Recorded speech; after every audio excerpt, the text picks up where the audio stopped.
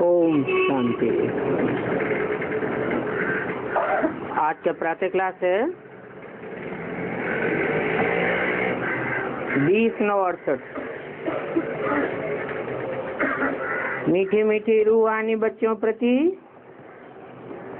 रूहानी बाप बैठ समझाते हैं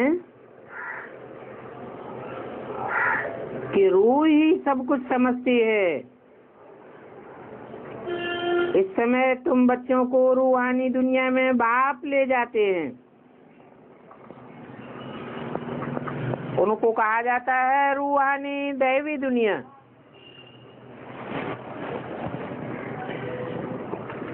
बच्चे समझते हैं दैवी दुनिया थी, अभी तो मनुष्यों की दुनिया है।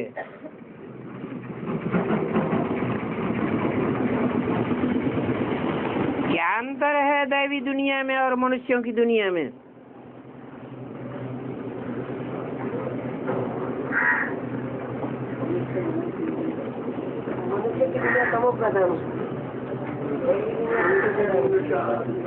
रजो प्रधान भी तो होती है।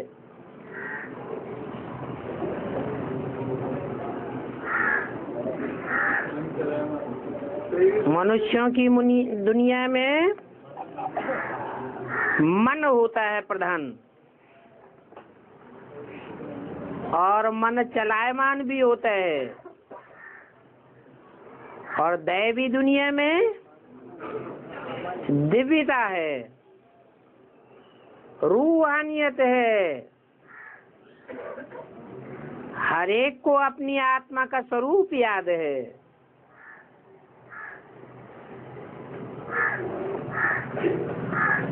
वो दैवी दुनिया तो बहुत ही पवित्र थी, अर्थात मनुष्य बहुत पवित्र थे।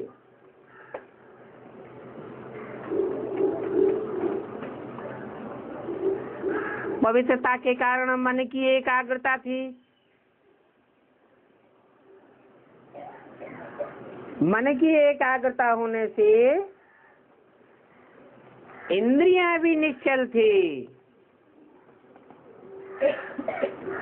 चंचलता नहीं थी। अब विचारी वृत्ति थी। अभी तो हम सब अपवित्र हैं,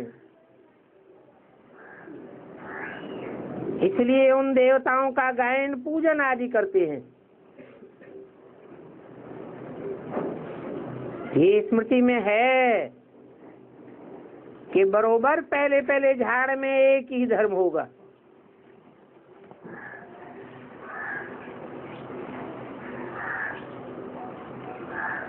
विराट रूप में भी झाड़ को समझाना जरूरी है। इसलिए झाड़ का बीज रूप ऊपर में है,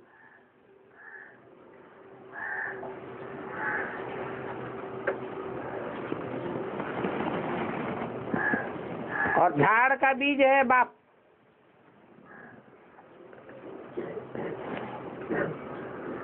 फिर जैसा बीज वैसा फल अथवा पौधे निकलते हैं।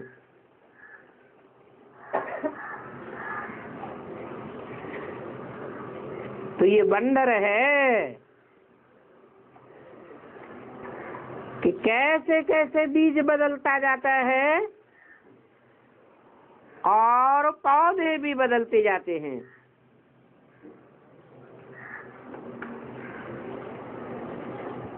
कितनी छोटी सी चीज है और कितना फल देती है।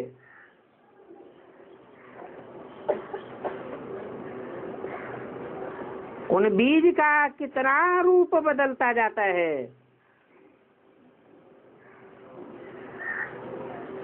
इसलिए मनुष्य सृष्टि झाड़ को कोई भी जानता नहीं है।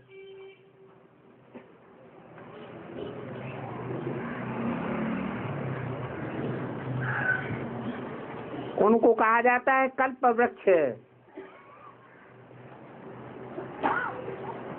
सारे कल्प का एक ही वृक्ष है जिसका वर्णन गीता में है। क्या वर्णन है? ऊलम मूलम मदशाखः अश्वत्थम आहो अव्ययम। अव्ययम अर्थात खर्च नहीं होता, व्यय नहीं होता, नष्ट नहीं होता, अविनाशी है।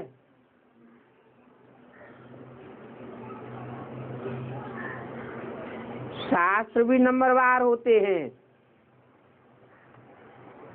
ये सभी जानते हैं। गीता ही नंबर 1 धर्म का शास्त्र है।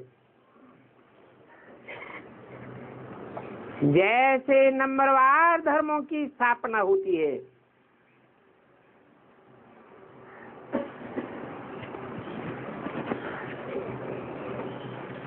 ऊंचे ऊंचे धर्म पहले, फिर नंबरवार नीचे धर्म बाद में आते जाते हैं। ये परिवर्तन क्यों होता है?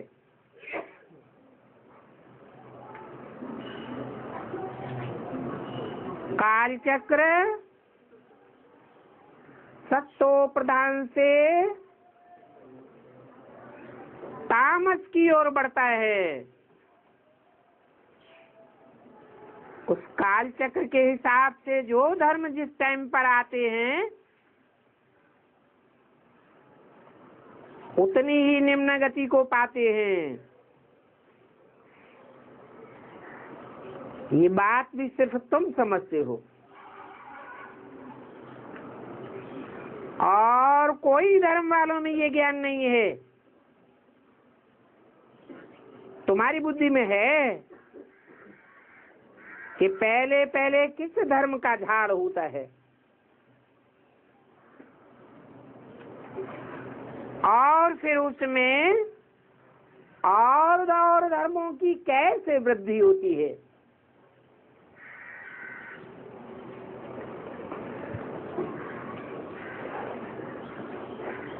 जब आदि में एक ही धर्म था तो और धर्मों की वृद्धि कैसे हो गई?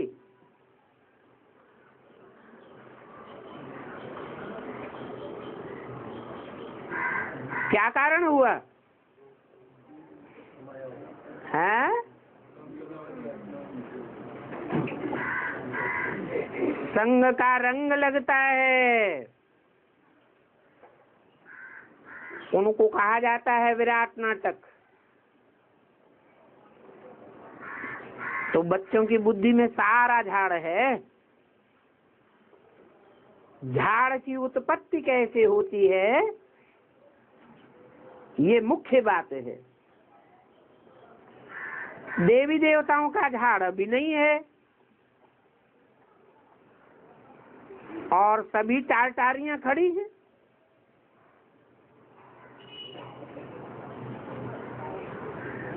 ऐसे भी नहीं कहेंगे बिल्कुल नहीं है, कहेंगे प्रायः लोप है।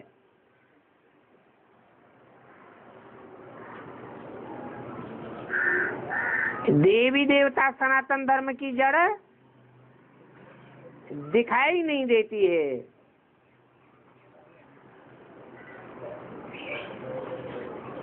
आदि सनातन देवी देवता धर्म का फाउंडेशन नहीं है,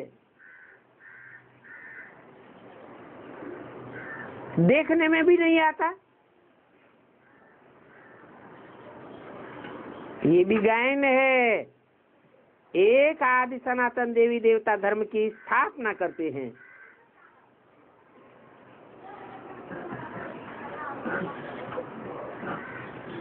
उसको स्थिरियम कर देते हैं और बाकी सब धर्म अस्थिर होते होते विनाश को प्राप्त करते हैं। अभी तुम जानते हो हमारे दैवी धर्म की स्थापना हो रही है, तो कितना छोटा सा दैवी झाड़ होगा।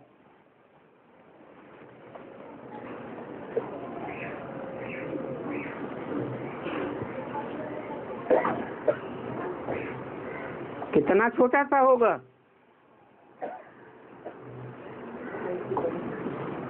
है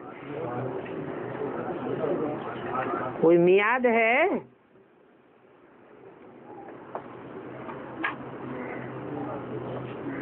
और फिर सभी इतने धर्म होंगे ही नहीं, और धर्मों का विनाश हो जाएगा।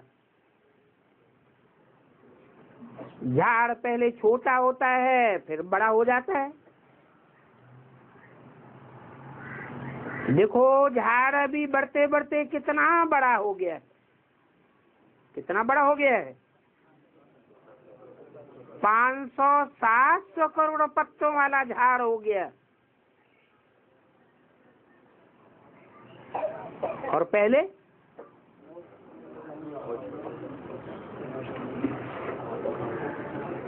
पहले जब फाउंडेशन पड़ा नए झाड़ का, तो कितने पत्तों का था? 8 अविनाशी पत्ते हैं। कौन से धर्म के हैं? देवी देवता सनातन धर्म में भी जो सूर्यवंशी कुल है, डायरेक्ट सूर्य की औलाद, कितना छोटा झाड़ था, अभी बड़ा हो गया। अभी इनकी आयु पूरी होती है।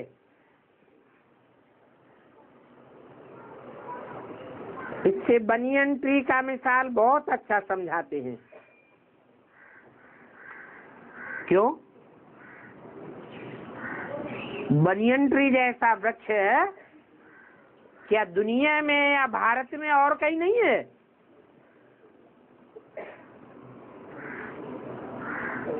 इतने बड़े बड़े बरगद के वृक्ष है, और भी तो है। इस बनियन ट्री से ही क्यों मिसाल देते हैं? है क्योंकि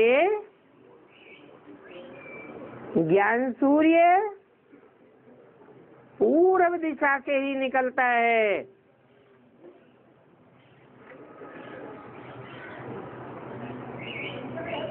भारत पूर्वीय सभ्यता का देश है,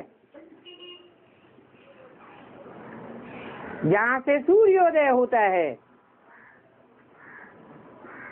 उसमें भी पश्चिम बंगाल,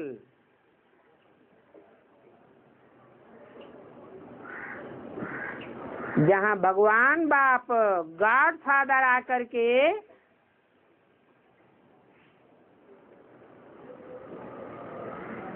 सूर्य को पहले पहले ज्ञान देते हैं, जिससे सूर्यवंश की उत्पत्ति होती है।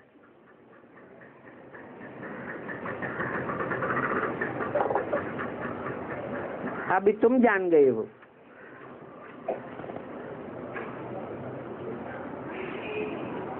ये भी गीता है।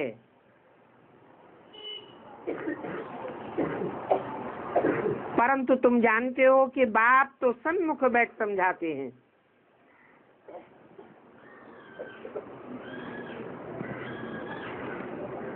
जिससे तुम राजाओं का राजा बनते हो।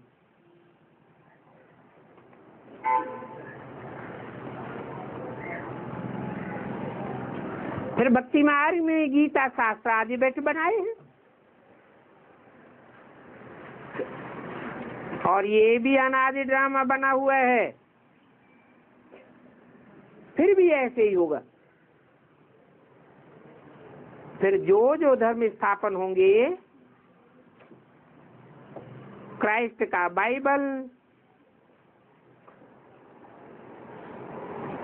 बौद्धियों का अपना शास्त्र,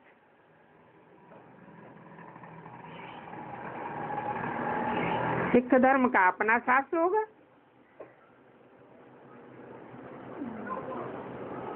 तो अभी तुम्हारी बुद्धि में वर्ल्ड की हिस्ट्री, ज्योग्राफी नाच रही है। तुम्हारी बुद्धि ज्ञान डांस कर रही है। तुम सारे झाड़ को जान गए हो कि कैसे कैसे कब कब कौन से धर्म आते हैं और फिर कैसे वृद्धि को पाते हैं।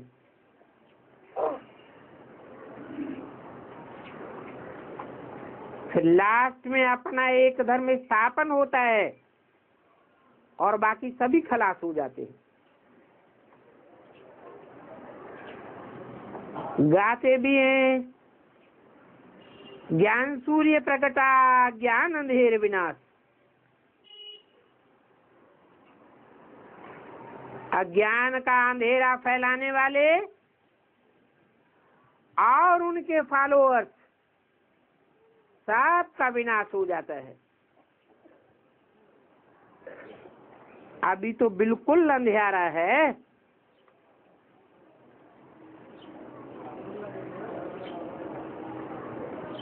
कितने ढेर मनुष्य हैं।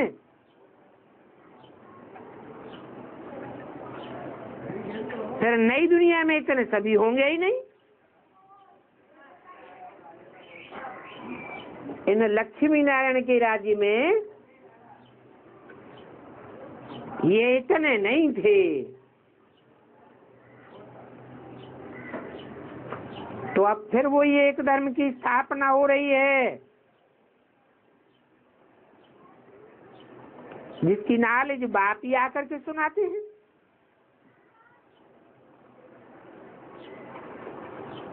तुम बच्चे कमाई के लिए कितनी नॉलेज आकर पढ़ते हो। बाप टीचर बनकर के आते हैं तो आधा कल्प के लिए तुम्हारी पूरी कमाई का प्रबंध हो जाता है।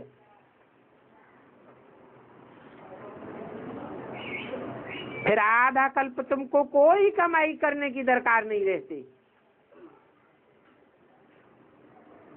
तुम बहुत धनवान बन जाते हो।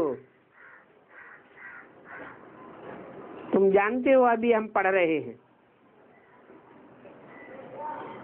और ये अविनाशी ज्ञान रत्नों की पढ़ाई है।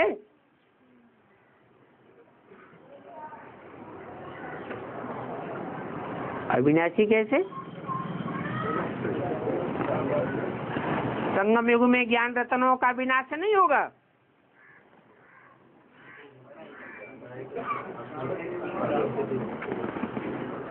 प्रारब्ध पाए लेंगे। ज्ञान हमारी आत्मा में मर्ज हो जाएगा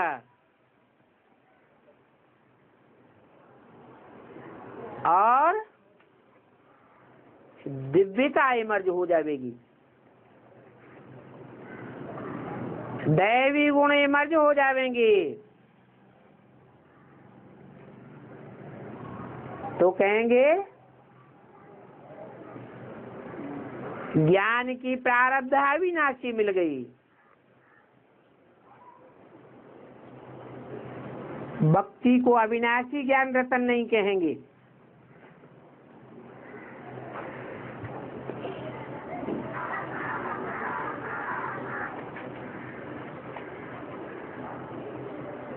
जो सच्चाई होती है उसका कभी विनाश नहीं होता है। नहीं होता है। तो त्रेता के बाद जब द्वापर आता है तो ज्ञान रत्नों का विनाश नहीं हो जाता है। दिव्यता का विनाश नहीं हो जाता है। आत्मिक स्थिति खलास नहीं हो जाती है।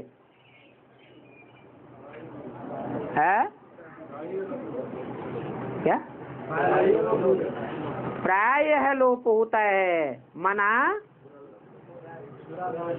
ये नहीं कहेंगे कि मनुष्य मात्र में से दिव्यता का लोप हो जाता है। सृष्टि के आदि में पहले पहले विष्णु प्रत्यक्ष होता है, तो आदि सो अंत में भी वो तेज धारण करने वाली आत्माओं का समूह देखने में आता है। भक्ति में मनुष्य जो कुछ पढ़ते हैं उससे घाटा ही घाटा होता है।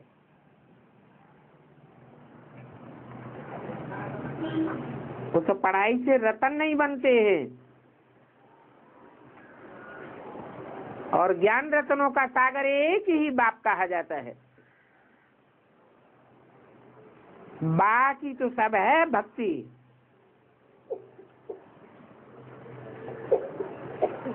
भक्ति अर्थात बुद्धि अंधकार की ओर भागती रहती है, अज्ञानता की ओर भागती रहती है, अंधविश्वास की ओर भागती रहती है, अंधश्रद्धा में जाती रहती है। इसलिए भक्ति को रतन नहीं कहेंगे। भक्ति में कोई भी अहम ऑब्जेक्ट नहीं है, और कमाई भी नहीं है।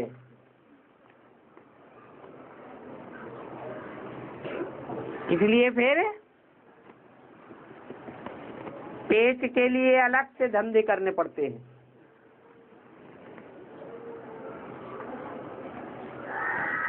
पेट के लिए मेहनत बढ़ती जाती है,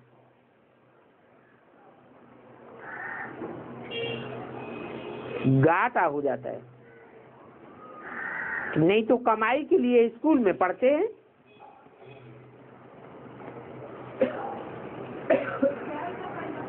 फिर भी कुछ करने के लिए, अच्छे गुण धारण करने के लिए गुरु के पास जाते हैं। तो गुरु से गुण मिलने चाहिए,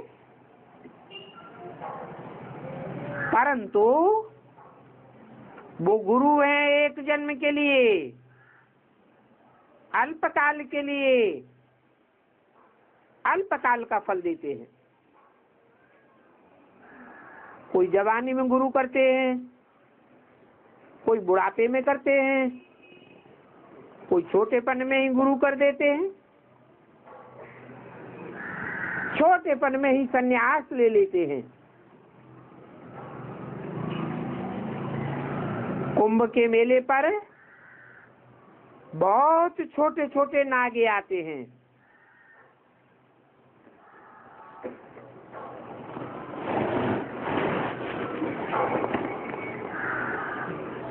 कहाँ की यादगार है? कैसे?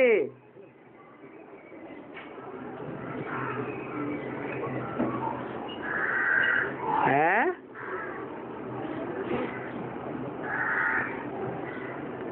अंत में ऐसे निकलेंगे जो लास्ट सो फास्ट चले जाएंगे। लास्ट में आने वाले माने बहुत छोटे,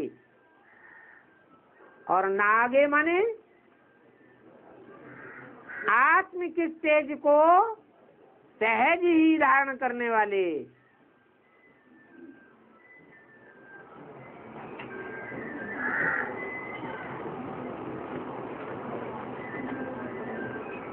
सत्युग में तो ये कुछ भी नहीं होगा।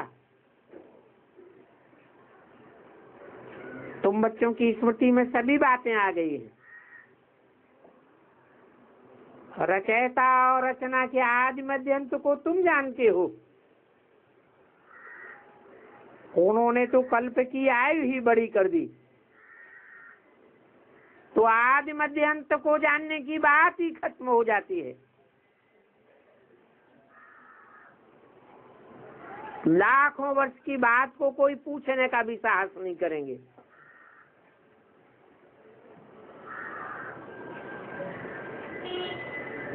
ईश्वर सर्वव्यापी कह दिया, क्योंकि ज्ञान का कुछ पता तो है नहीं। तो अभी बाप आकर के अज्ञान नीति से सुझाव करते हैं,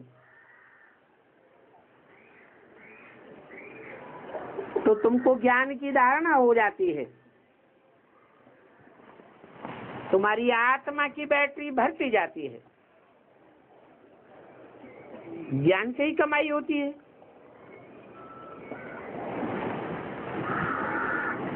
भक्ति से घाटा होता है। कोई ज्ञान में आने के बाद भी भक्ति छोड़ नहीं पाते हैं।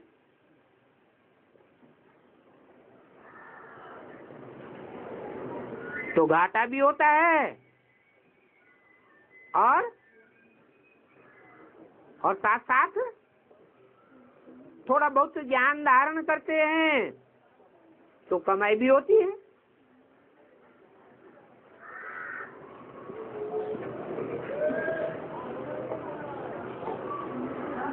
घाटा भी होता रहे और कमाई भी होती रहे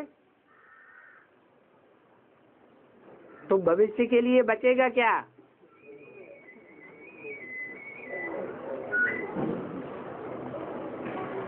टाइम पर जब घाटे का समय पूरा होता है तो फिर बाप कमाई कराने आते हैं।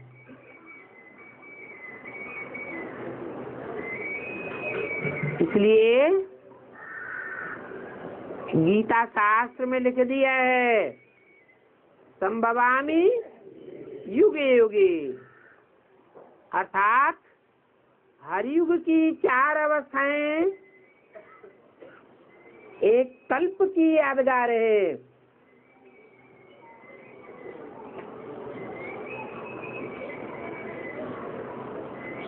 अर्थात हर युग के अंत में काम की स्टेज को खत्म करने के लिए बाप कमाई करने के लिए प्रत्यक्ष हो जाते हैं, कराने के लिए। मुक्ति में जाना तो सभी को है तो वो भी कमाई, क्योंकि शांति तो सभी मांगते रहते हैं।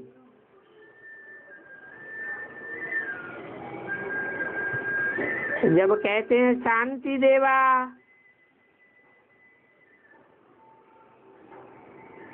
तो कोई देने वाला देव है ना।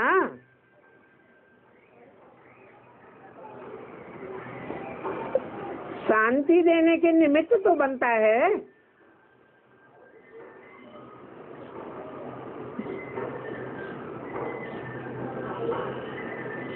चार चित्रों में यादगार कहाँ दिखाई है?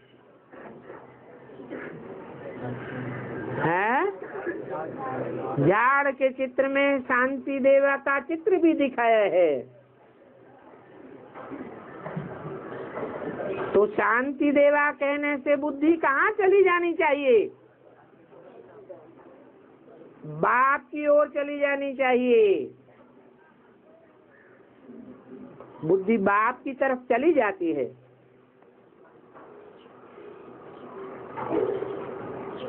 कहते भी है विश्व में शांति हो,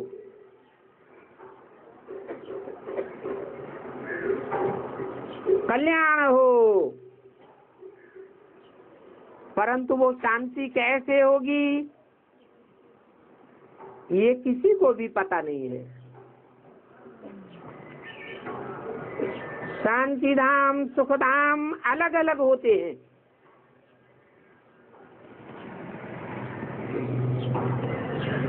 सुखधाम का निमित्त अलग, शांति धाम का निमित्त अलग। कहते हैं ना, निमित्त मात्रम भविष्यद् विकासिन।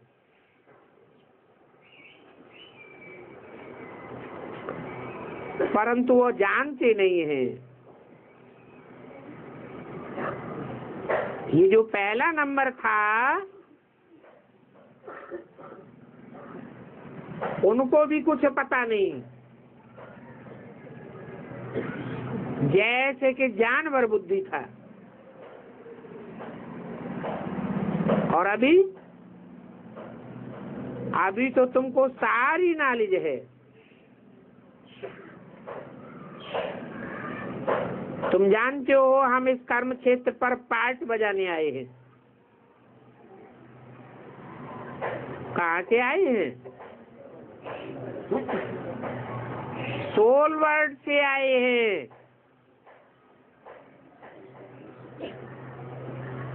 ब्रह्मलोक से आए हैं, निराकारी दुनिया से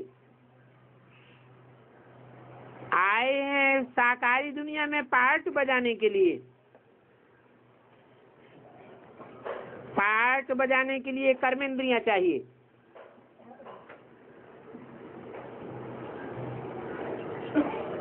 तो 5 तत्वों का शरीर धारण करते हैं। नहीं तो हम आत्माएं दूसरी जगह की रहने वाली हैं। यहाँ ये 5 तत्वों का शरीर मिलता है।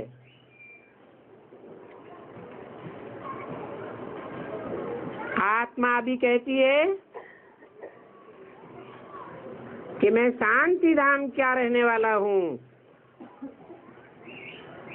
यहाँ पार्ट बजाने आया हूँ।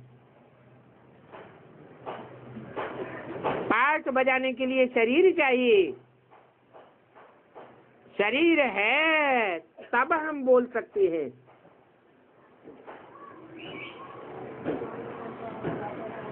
चल सकते हैं। नहीं तो परम धाम में आत्मा को चैतन्य कहेंगे या जड़ कहेंगे?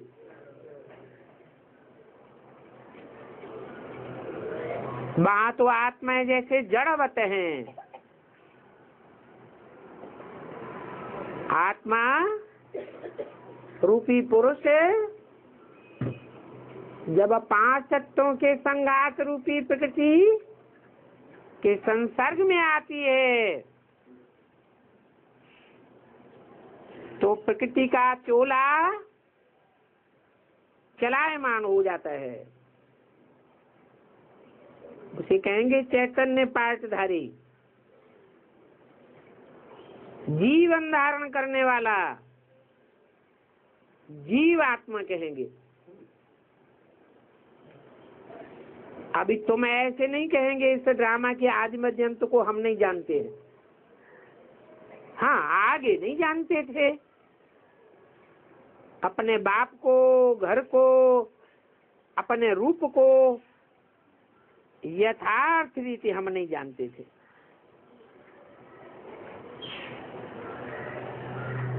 अभी जानते हैं। आत्मा 84 का पार्ट बजाती रहती है। स्मृति आ गई है। आगे नहीं जानते थे, इसलिए तमो प्रधान पत्थर बुद्धि कहा जाता है। शास्त्रों में तो बहुत गपोड़े लगाई दिए। वो शास्त्र पढ़ते पढ़ते तुम झूठे बन गए। अभी फिर बाप आकर के तुमको सच्चा बनाते हैं।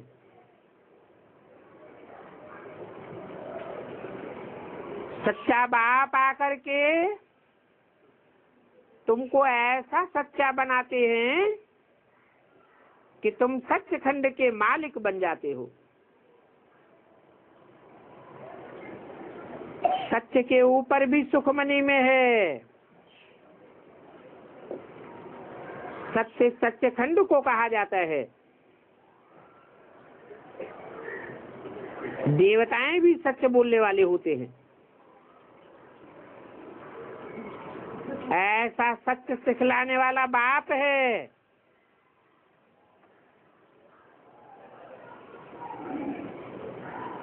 वही सत्य है। उसका संग ही सच्चखंड में प्रारब्ध प्राप्त कराता है। सच्चा बाप है, सच्चखंड बनाते हैं, सत्य ही सिखाते हैं। तुम सच्चे बन जाते हो। सारा भारत सचखंड था।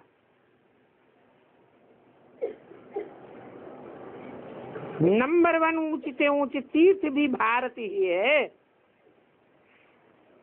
क्योंकि सर्व की सदगति करने वाला बाप भारत में ही आते हैं। भारत में भी कहाँ आते हैं?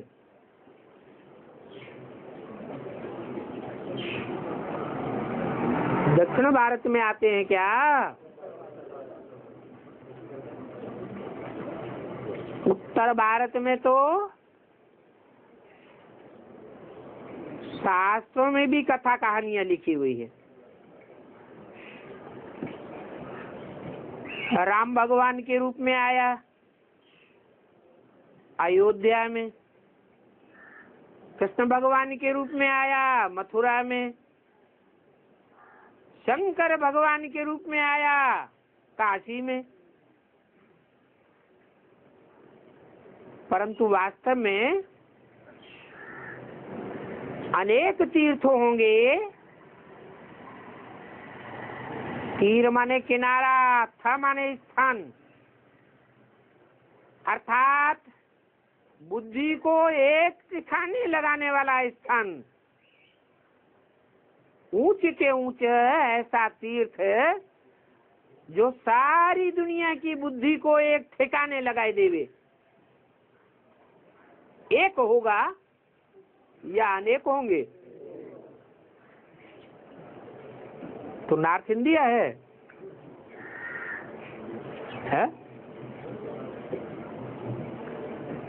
क्या है? ऊंच से ऊंच तीर्थ है, राजस्थान में बनता है, जिसका नाम है माउंट आबू, जहां दुनिया की सबसे जास्ती पतित से पतित आत्माएं आकर इकट्ठी हो जाती है। मानव पतितों का पहाड़ बन जाता है।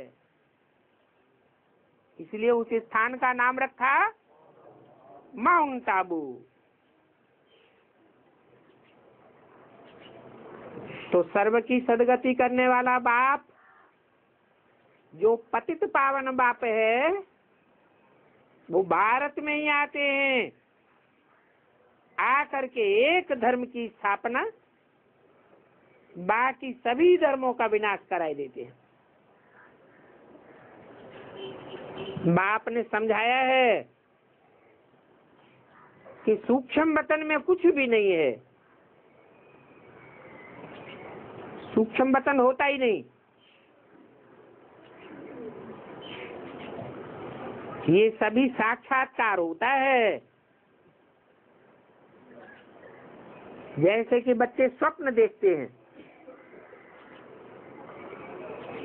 तो स्वप्न में कुछ होता है क्या?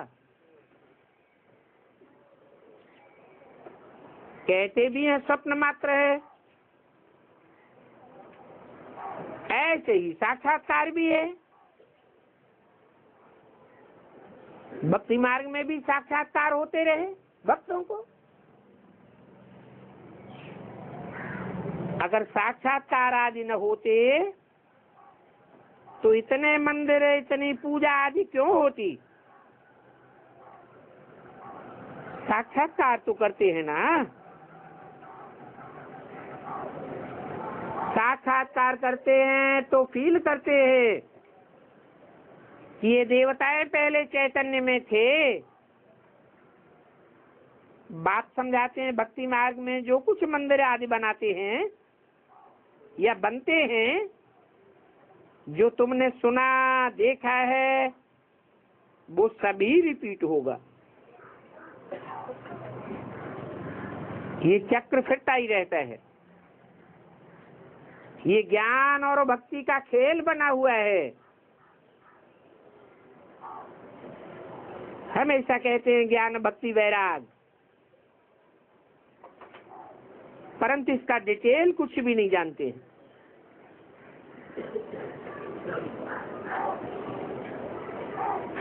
बाप समझाते हैं। बाप से ज्ञान मिलता है तो भक्ति से वैराग आ जाता है। अब अपने अपने अंदर झांक के देखना है कि भक्ति मार्ग के कर्म कांडों से कितना वैराग आया है। जब वैराग आता है तब सच्चे ज्ञान की धारणा होती है, नहीं तो ज्ञान बोल बोल करने का नहीं है। सिर्फ बोल बोल कर लिया, दूसरों को प्रभावित कर दिया, मान मर्तबा ले लिया,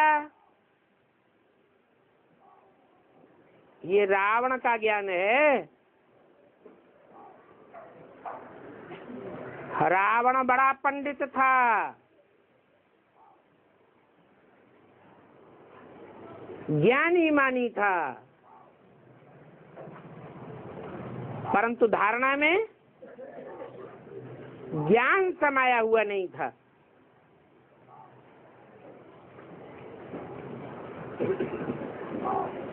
भक्ति से वैराग नहीं हुआ, बुद्धि एक तरफ टिकी नहीं हुई थी। देवियों की ओर भी बुद्धि भागती रहती थी।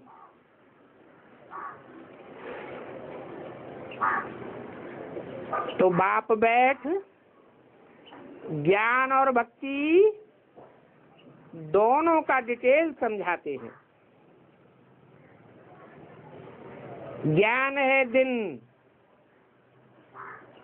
और भक्ति है रात।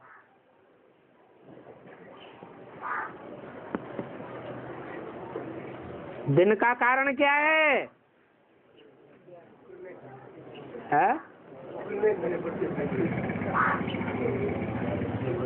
किस कारण से दिन होता है?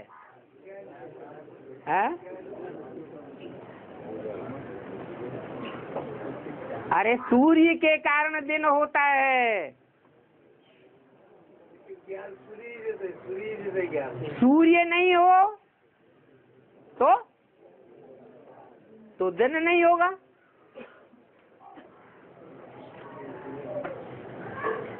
तो ज्ञान दिन कहा जाता है और भक्ति रावण से आती है।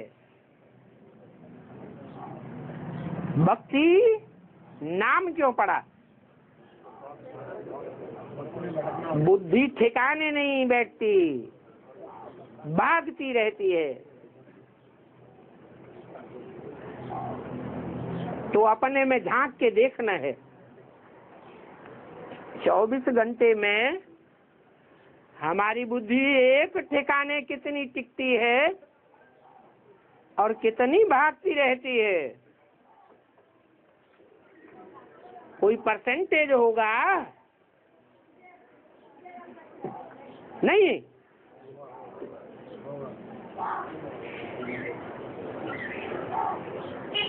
तो ज्ञान दिन में है या भक्ति रूपी रात में है? अगर कहें ज्ञान दिन में है तो 50% बुद्धि का ठिकाना होना चाहिए ना। हो गया?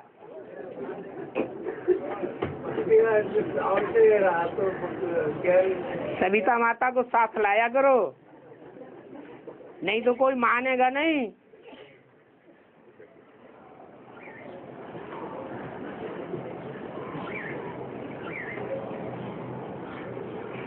बाप तो कहते हैं 8 घंटे बुद्धि को ठिकाना दो।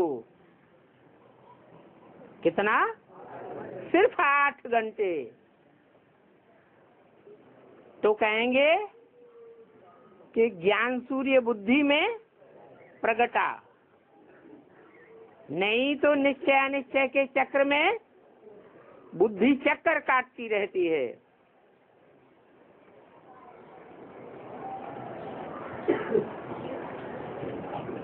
वैराग रात का होता है। जब रात से वैराग हो जाता है तो फिर दिन होता है। तो भक्ति का वैराग, भक्ति में दुख है, इसलिए उनसे वैराग आना चाहिए। सुख का तो कोई वैराग नहीं करते हैं।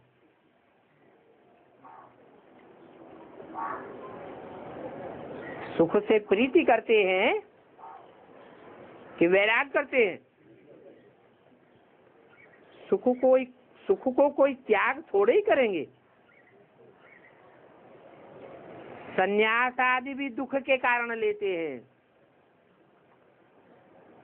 नहीं तो कोई भी सन्यासी नहीं बनेगा।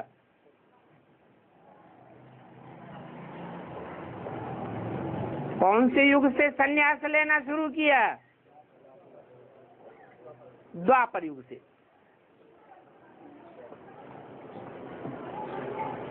द्वापर युग में भी कब से? हाँ, ऐसे नहीं कहेंगे कि द्वापर के आदि से ही सन्यास लेना शुरू किया। आदि से क्यों नहीं? हाँ, हर युग में आदि में सतो प्रधानता होती है। सत्वगुण की प्रधानता होने के कारण वहाँ सुख ही होता है। तो 500 वर्ष तक या 250 वर्ष तक, 300 वर्ष तक सुख की प्रधानता रहती है, तो कोई वैराग नहीं लेता। फिर जब दुख शुरू होता है तो वैरागी बनते हैं।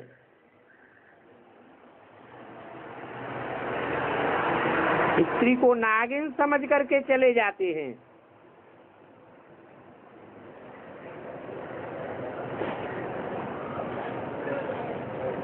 समझते हैं कि स्त्री विष का डंक मारती है।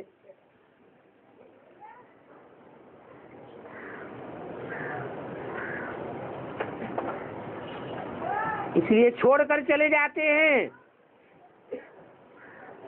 बुद्धि में बैठता है उल्टा ज्ञान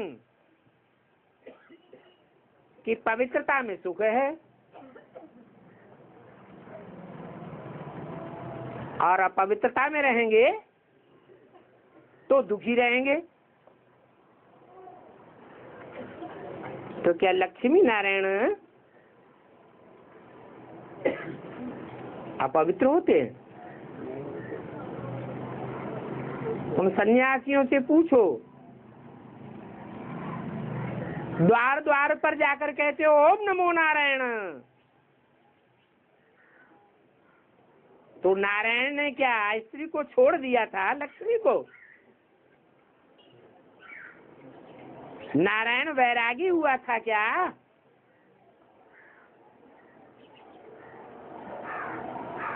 नारायण वैरागी नहीं हुआ। स्त्री को नागिन समझ करके नहीं छोड़ा। नारायण की पूजा होती है तो तुम छोड़ करके क्यों भागे? छोड़ के भाग जाने से क्या दुख खत्म हो जाता है दुनिया में? आत्मा के अंदर दुख की लहर नहीं आती है। इससे साबित होता है कि स्त्री नागिन नहीं है।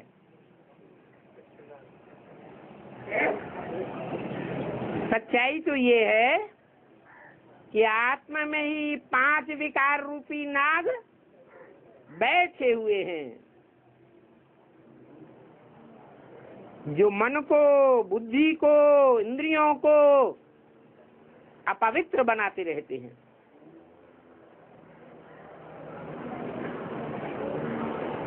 आजकल तो सन्यासी बड़े बड़े धनवान भी बनते रहते हैं।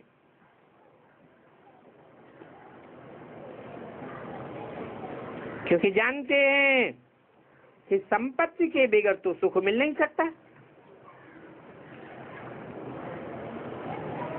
माया ने वार किया तो जंगल छोड़ करके फिर शहरों में घुस जाते हैं संपत्ति प्राप्त करने के लिए। विवेकानंद और राम तीर्थ ये दो बड़े बड़े सन्यासी हो गए।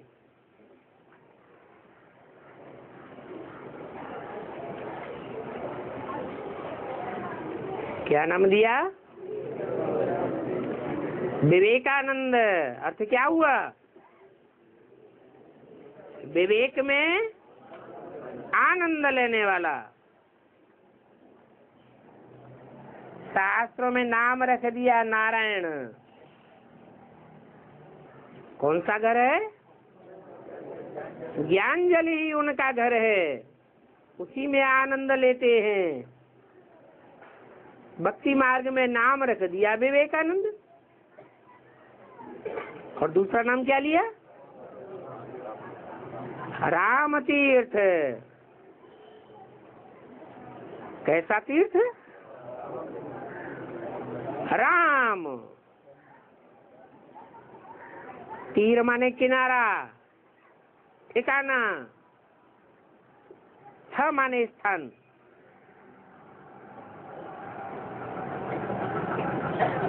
कैसा किनारा देने वाला स्थान? नाम रख दिया राम, जिसमें योगी रमण करते हैं।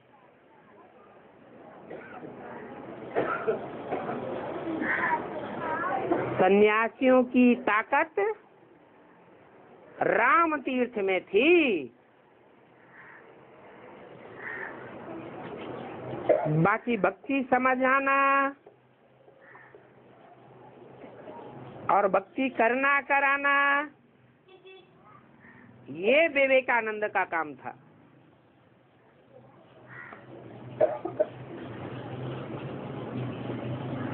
दोनों के अलग अलग पुस्तक थे। पुस्तक जब लिखते थे तो एकाग्र चित्त होकर के लिखते थे। एकाग्र चित्त होकर के बैठते थे। राम तीर्थ अपना वॉल्यूम बैठ लिखता था तो शिष्यों को कहा दूर जाकर के बैठो, नहीं तो तुम्हारा वाइब्रेशन हमको आ जाएगा, हम कुछ उल्टा पलटा लिख दूंगा। हाँ, बहुत तीखा कड़ा सन्यासी।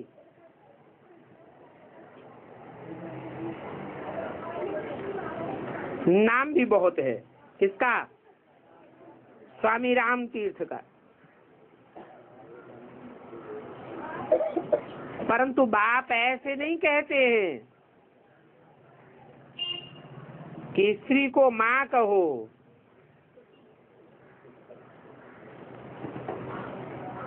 क्या कहते हैं? है?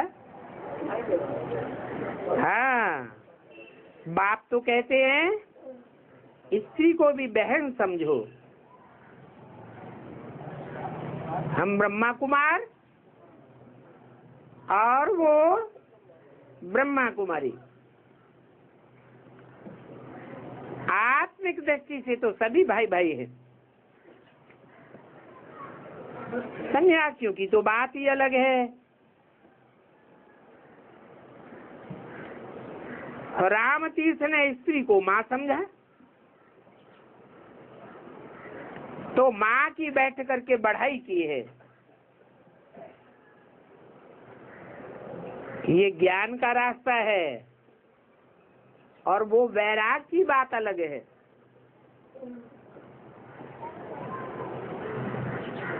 वैराग में आकर के स्त्री को माता कह दिया।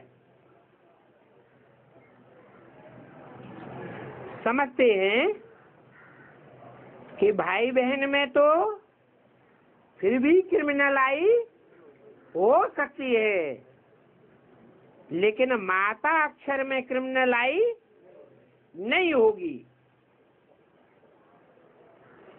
माता में कब खराब ख्याल नहीं जाएगा।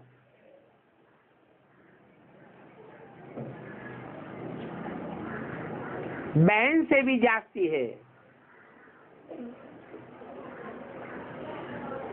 इस्लाम धर्म में तो बहन से भी शादी कर लेते थे। आज भी मुसलमानों की परंपरा में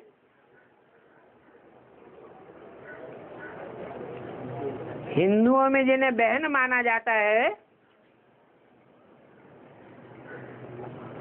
चाचा की लड़की, मामा की लड़की, उनको क्या, उनके साथ शादी कर लेते हैं।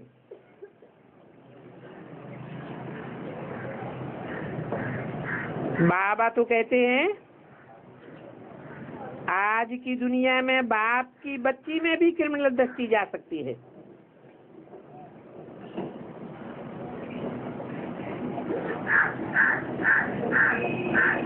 इसलिए नियम बनाया हुआ है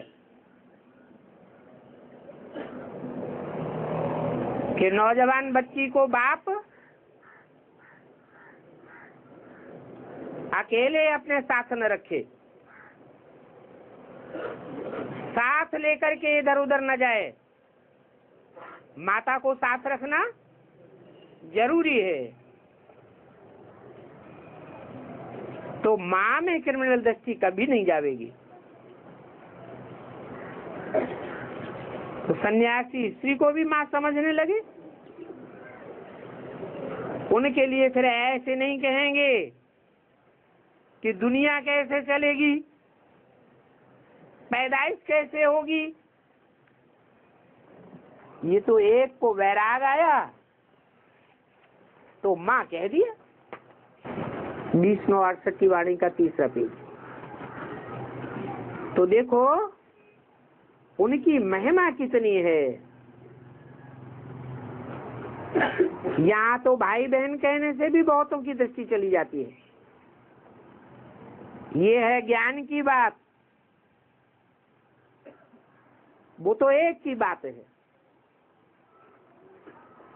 यहाँ तो प्रजापिता ब्रह्मा की संतान ढेर के ढेर भाई बहन हैं।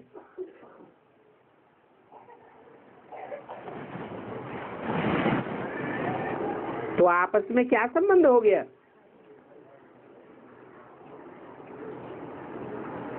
वो तो एक ने करके स्त्री को माँ कहा,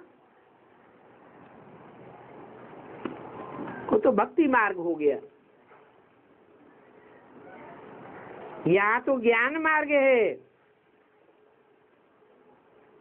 यहाँ तो बाप बैठ सभी बातें समझाते हैं। यह भी तो शास्त्र आदि पढ़ा हुआ है ना। वो निवृत्ति मार्ग का धर्म ही अलग है।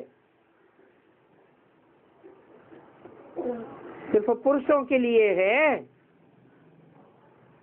वो है हद का वैराग्य, और तुम्हारा तो सारी दुनिया से वैराग है। वो हद की बातें हैं। संगम पर ही बाप आकर के बेहद की बातें समझाते हैं। तो इस पुरानी दुनिया से वैराग करना है। ये बहुत पतित छी दुनिया है। यहाँ इस छी दुनिया में शरीर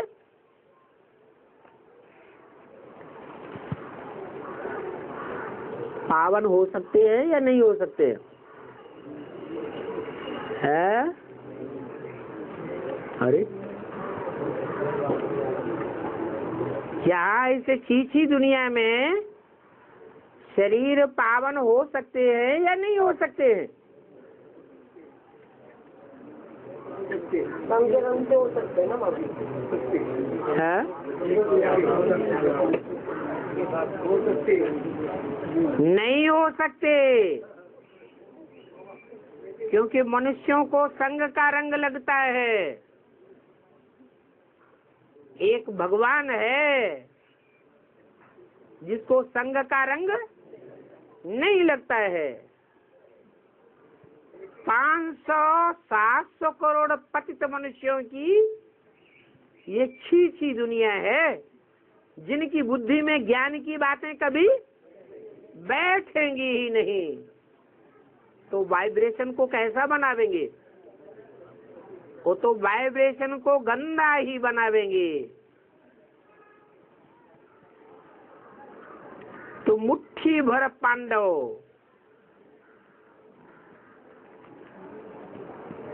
कैसे दुनिया को चेंज करेंगे? दुनिया को छोड़ो, अपने शरीर के 5 तत्वों को कैसे पावन बनावेंगे? उनके बीच में रहकर। इसलिए क्या युक्ति नुदी हुई है? पुरानी पतित दुनिया का विनाश, फिर श्रेष्ठ आत्माओं का संगठन रह जाएगा।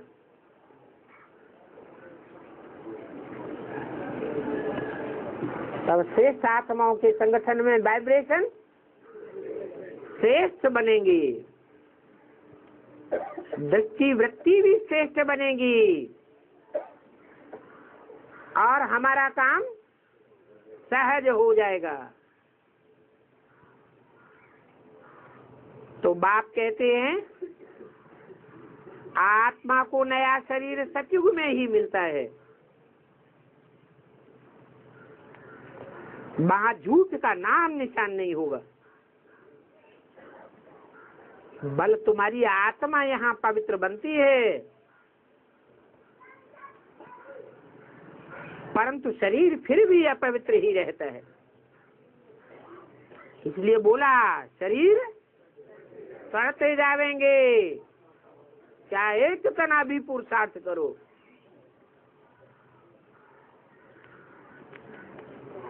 शरीर सड़ते जावेंगे और आत्मा पावरफुल होती जाएगी। सड़े हुए शरीर से भी भरपूर ईश्वरीय सेवा लेते रहेंगे। जब तक कर्मातीत अवस्था हो और ये शरीर खत्म हो जाए, तब तक शरीर अपवित्र ही रहेगा। सोने में खाद पड़ती है तो जेवर भी खाद वाला बन जाता है। खाद निकल जाए तो जेवर भी सच्चा बनेगा। ये जो लक्ष्मी नारायण हैं, इनकी आत्मा और शरीर दोनों सतो प्रधान हैं।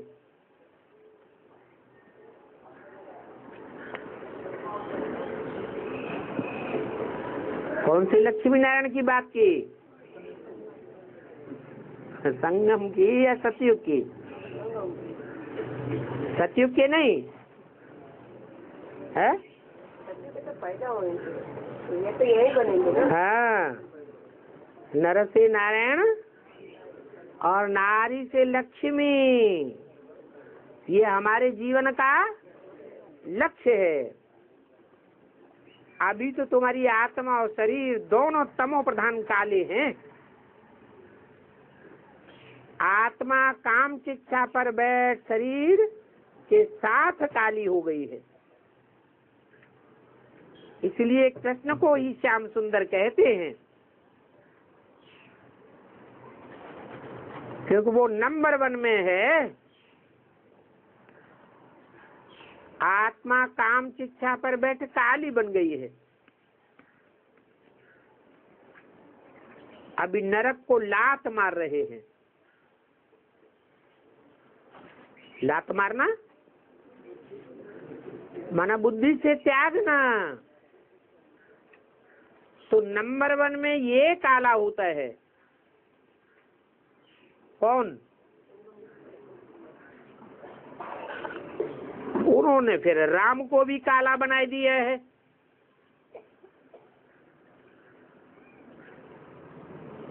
परंतु क्या काला बनाया है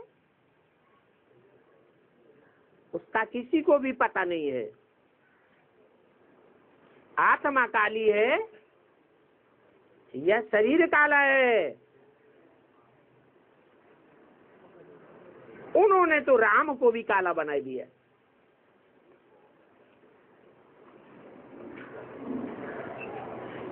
कहते हैं राम सूर्यवंशी था।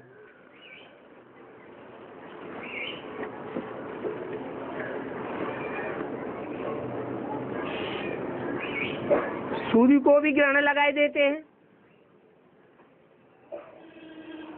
अभी तुम समझते हो ये देवताओं के चित्र काले क्यों बनाए हैं? क्यों बनाए हैं? क्योंकि वाम मार्ग में गए हैं तो काले बनाए दिए। कब गए वाम मार्ग में? द्वापर में गए। द्वापर तो बड़ा ड्रामा है। असली बात कहाँ की है?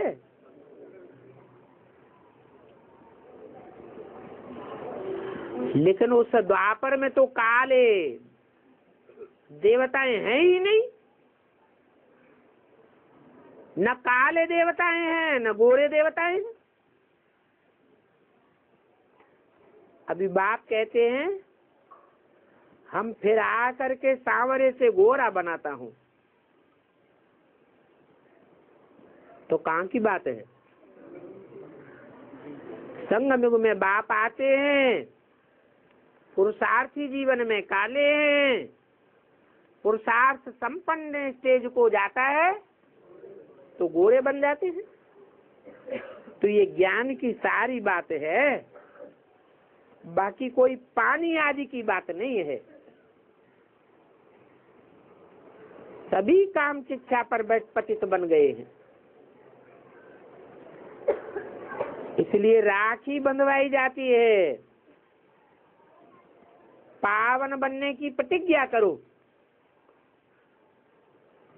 बाप कहते हैं हम तो आत्माओं से बात करता हूँ। मैं आत्माओं का बाप हूँ। हाँ? किसका बाप नहीं हूँ? है? आत्माओं का बाप हूँ, फिर किसका बाप नहीं हूँ? जिनमें देह अभिमान रहता है उनका बाप नहीं हूँ। अच्छा,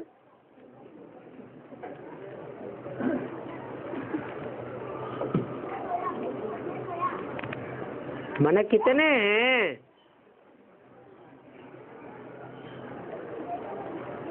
जो आत्मा बनकर रहते हैं इस सृष्टि में?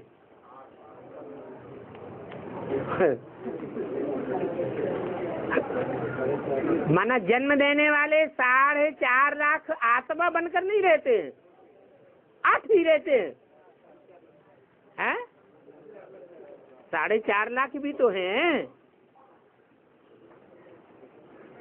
आत्म की स्थिति में रहते हैं तब तो आत्म की स्थिति वालों को जन्म देते हैं। बाकी जो आत्म की स्थिति धारण नहीं कर पाते हैं वो मेरे बच्चे नहीं हैं। इसलिए बच्चे या रचना की परिभाषा क्या बताइए? बच्चा कौन? बच्चा बच्चा नहीं। रचना कौन? रचना वो जो रचयिता बाप के कंट्रोल में हो। अगर बाप के कंट्रोल में नहीं, रचयिता के कंट्रोल में नहीं, कंट्रोल से बाहर ही है या अंत तक कंट्रोल से बाहर रहती है, नहीं तो बाप की उम्मीद होती है किसमें? बच्चों में, कि आज नहीं तो कल सुधर जाएगा। लेकिन आज भी नहीं तो कल भी नहीं। सुधरने वाला है ही नहीं।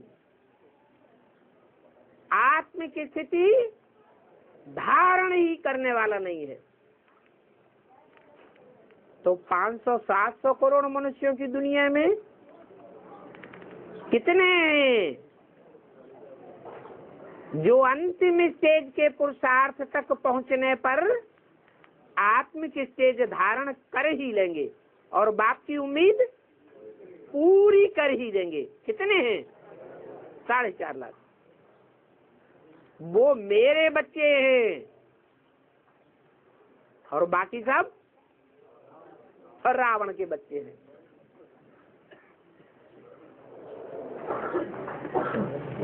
ओम शांति।